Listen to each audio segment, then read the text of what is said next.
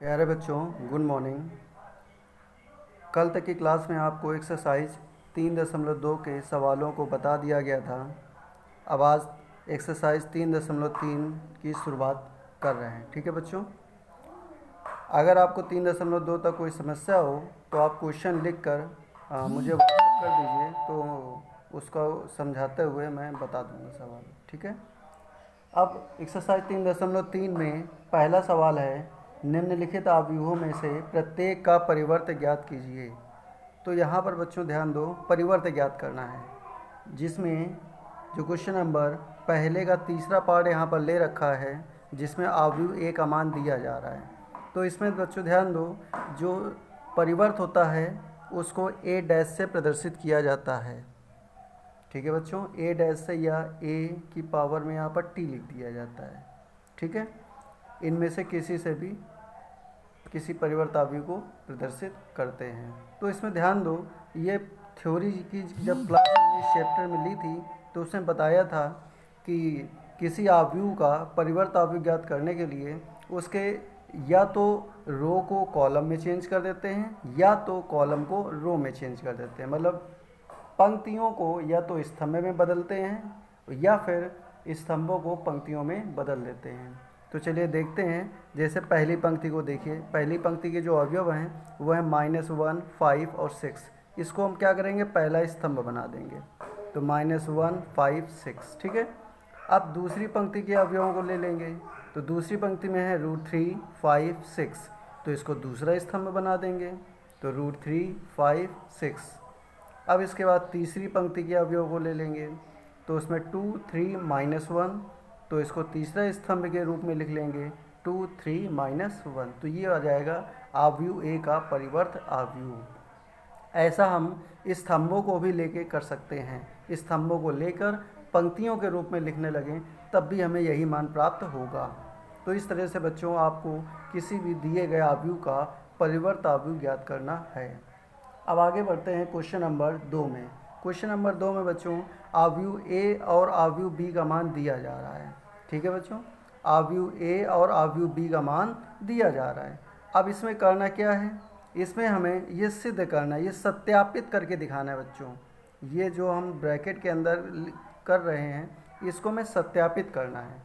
यानी a plus B का जो परिवर्त अवयव है वो a का परिवर्त अवयव और b के परिवर्त अवयव के योगफल के बराबर हमें सिद्ध करना है।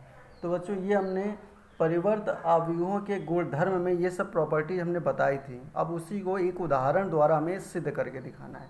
इसको इस तरीके से आप कह सकते हैं। तो यहाँ जैसे हमने पहले लेफ्ट हैंड साइड ले लिया। लेफ्ट हैंड साइड में बच्चों देखिए, सबसे पहले हम a प्लस बी का मान ज्ञात करेंगे। तो a प्लस बी यानी अवयव ए और अवयव बी का योगफल। तो योगफल निकालना तो आप बच्चों पहले से सीख चुके हैं। क्या करते हैं, हमें जिन दो का योगफल ज्ञात करना है उन दोनों अवयवों को प्लस करके लिख लेंगे। और ये ध्यान देना है कि वो दोनों ही समान ऑर्डर के होने चाहिए, जो कि यहाँ पर पहले से हैं।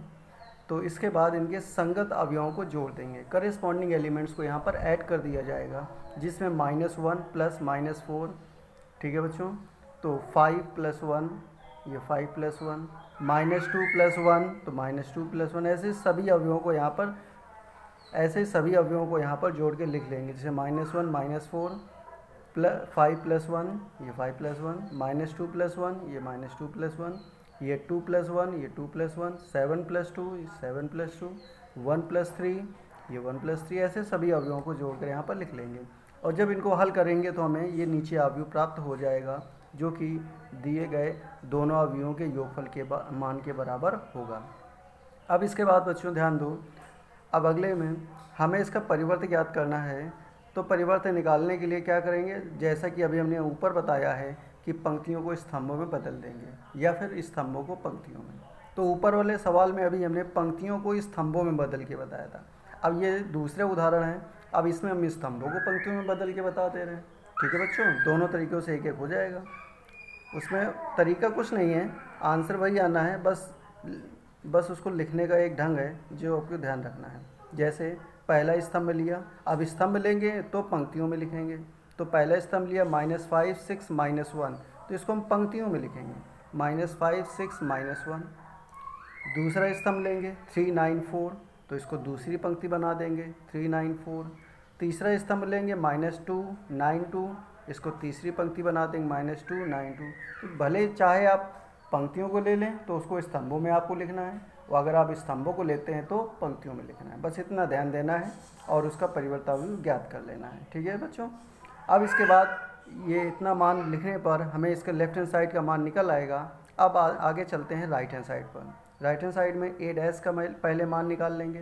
तो ए डैश का मान निकालने के लिए आपको देखिए ऊपर दिए गए सवाल में ए बराबर ये दिया जा रहा था और बी बराबर ये दिया जा रहा था।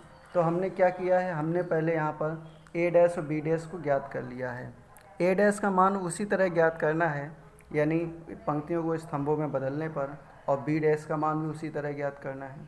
अब जब दोनों परिवर्तन निकल आएंगे तब हम इनको जोड़ेंगे, तब इनको हम यहाँ पर जोड़ेंगे, यानी ए डैश प्लस बी डैश ज्ञात करेंगे। तो बच्चों कुछ नहीं, इनका योगफल करना है, यानी इनके संगत अवयवों को जोड़ देना है। ठीक है। तो जब जोड़ेंगे तो हमें ये वैल्यू मिल जाएगी, यानी ये अवयव आ जाएगा। और ये हम देखेंगे कि जो लेफ्ट हैंड साइड में हमने अवयव निकाला था, जो हमने लेफ्ट हैंड साइड में अवयव निकाला था और जो यहाँ पर बच्चों देखो राइट हैंड साइड में अवयव निकाला है, इन दोनों के मान बराबर आ रहे हैं, जिससे ये सत्यापित होता है कि जो इसके लेफ्ट हैंड साइड का मान दिया जा रहा था कि ए प्लस बी का परिवर्त ए के परिवर्त और बी के परिवर्त के योगफल के बराबर होता है। ठीक है बच्चों, इस तरह से इसको हल करना है। और इसी तरह से और आगे के सवालों में आते हैं। तो आगे के सवालों में देखिए आप ध्यान से, क्वेश्चन नंबर तीसरे में यही काम करना है। उसमें ए डैश का मान दिया जा रहा है, यानी ए का परिवर्त अवयव दिया जा रहा है, और बी का मान दिया जा रहा है, ये दो अवयव दिए जा रहे हैं। और हमें सत्यापित करना है बच्चों ये वाली लाइन, जिसको हम अंडरलाइन यहाँ पर कर रहे हैं, पूरे ब्रैकेट के अंदर लिख रहे हैं, यानी ए माइनस बी का परिवर्त बराबर ए का परिवर्त माइनस बी का परिवर्त। ये हमें यहाँ पर सिद्ध करना है, यानी सत्यापित करके दिखाना है। तो उसके लिए हमें ए डैश का मान दिया जा रहा था, इससे हम ए का मान निकाल लेंगे। ए का मान कैसे निकालेंगे, तो आपको एक प्रॉपर्टी बताई गई थी कि अगर हम कोई परिवर्त अवयव दिया जा रहा है और उसका हम फिर से परिवर्त अवयव निकाल लेते हैं तो वो मान उसके उस अवयव के बराबर होता है। यानी इस प्रगुण का प्रयोग करके हम क्या करेंगे, ये जो ए डैश दिया जा रहा है बच्चों, इसका भी हम यहाँ पर परिवर्त अवयव निकाल लेंगे, यानी ए डैश का हम फिर से परिवर्त निकालेंगे। तो ये मान बच्चों ए के बराबर होगा। और उसके लिए देखिए पहली पंक्ति को पहला स्तंभ, दूसरी पंक्ति को दूसरा स्तंभ और तीसरी पंक्ति को तीसरा स्तंभ। तो हमें यहाँ से ए का मान मिल गया। अब इसके बाद बी का है तो इसका परिवर्त निकाल लेंगे बी डैश। तो पहली पंक्ति को बच्चों पहला स्तंभ, दूसरी पंक्ति को दूसरा स्तंभ। ठीक है। तो इस तरीके से हमें ए डैश बी डैश से चारों मान मिल गए। अब यहाँ पर जो हमें सत्यापित करना है, यहाँ मान रख देंगे। तो इसमें सबसे पहले हम लेफ्ट हैंड साइड ले रहे हैं। लेफ्ट हैंड साइड में ए माइनस बी का मान निकालेंगे। तो ए माइनस बी का मान निकालने के लिए ए माइनस बी, यानी जो ए का मान है, ए का मान देखिए बाद में हमने निकाला है, ये नीचे लिखा हुआ है, ए का मान लिख देंगे। माइनस बी का मान देखिए क्वेश्चन में पहले से दिया जा रहा था, तो इस बी का मान लिख देंगे और इनको घटा देंगे। तो घटाने के लिए भी बच्चों जैसा जोड़ा जाता है उसी तरह घटाया जाता है, केवल चिन्ह का अंतर आ जाता है, यानी इनके संगत अवयवों को हम घटा देंगे। तो ये देखिए बच्चों, इनके संगत अवयवों को घटाएंगे तो 3 माइनस माइनस 1, तो माइनस माइनस हो जाएगा +1। तो 3 + 1 यानी 3 + 1 4, और -1 और ये -2, तो ये -1 -2 कितना हो गया -3। ऐसे सभी को हमको घटा के लिख लेंगे। और जब घटा के लिख लेंगे तब इसके बाद इसका परिवर्त अवयव निकालेंगे। परिवर्त अवयव क्या होगा बच्चों, यहाँ देखो कि पहली पंक्ति को पहला स्तंभ बना दिया, दूसरी पंक्ति को दूसरा स्तंभ बना दिया। ठीक है। इस तरह से माइनस बी के डैश का मान निकल आया। जब राइट हैंड साइड लेंगे इसी तरह, तो वहाँ ए डैश माइनस बी डैश हमें ज्ञात करना है। तो ए डैश के मान, जो ए डैश हमने पहले निकाल रखा हुआ है, जो हमने ए डैश यहाँ पर ये देखिए दिया जा रहा था क्वेश्चन में, इसका मान लिख देंगे। और जो बी डैश से दिया जा रहा था इसका मान लिख देंगे। तो ये ए डैश माइनस बी डैश। अब इनके संगत अवयवों को घटाएंगे तो हमें किसका मान प्राप्त हो जाएगा, ए डैश माइनस बी डैश का। ये वैल्यू आ गई। और ये वैल्यू देखिए जो लेफ्ट हैंड साइड में वैल्यू निकाली थी, इस वैल्यू के क्या है, बराबर आ जाएगी, जिससे सत्यापित हो जाएगा कि यहाँ पर दोनों पक्ष आपस में बराबर हैं। तो बच्चों इस प्रकार से आपको चौथा सवाल भी हल करना है। ठीक है। तो ये आपको पहला, दूसरा, तीसरा और चौथा 4 सवालों को हल करके लाना है। और बच्चों ये स्कोरिंग चैप्टर है, ये ध्यान रखिएगा। बोर्ड परीक्षा में जब सवाल आएंगे इसके, तो ये आपके स्कोरिंग चैप्टर के रूप में इसको जाना जाता है। मतलब इसमें केवल आपको कैलकुलेशन पर फोकस करना है और थोड़ी सी चीज़ें जो बेसिक सी जानकारी आपको बताई जा रही है, परिवर्त कैसे निकालते हैं, जोड़ते कैसे हैं, घटाते कैसे हैं, गुणा कैसे करते हैं, तो ये सब चीज़ें बस ध्यान देनी है। और जिससे आपको ये पूरा चैप्टर तैयार हो रहा है, तो इस पर आप अच्छे से प्रैक्टिस करिए और चैप्टर को ढंग से तैयार करिए। कोई दिक्कत हो तो आप हमको बताइए। ठीक है बच्चों, धन्यवाद।